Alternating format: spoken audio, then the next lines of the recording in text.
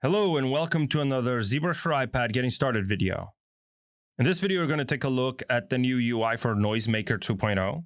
And in order to access that, let's say I want to add some noise to that model on the front. And I'm going to go over to my tool palette and under Surface, if I click Noise, now you'll see that the UI is slightly different. We still have our noise scale options here and our strength and mix basic noise settings over here on the left, and we can switch to UV mode or 3D mode. But we can see that now on the left hand side of the Noisemaker UI, our curve, color, and alpha options are now separate from our basic options, meaning that we can tweak both at the same time without having to switch between menus. Meaning that you could be tweaking your color blend together with your basic noise strength, for example.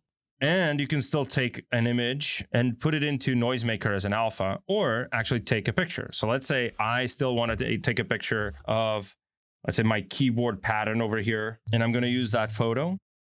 And now what we have is the alpha transformation subpalette, which means that we now have the ability to actually offset our alpha. So transform our image that we just took inside a Noisemaker without having to do that on a separate application or to do that in a more destructive kind of way. So you can do this inside a Noisemaker and then go and change that scale. Let's say I want this to be stretched, so it'd be something like that, right? And then offset that alpha in the Y to something like this. And there you have it. So I hope you enjoyed this video. Thank you so much for watching, and I'll see you in the next one.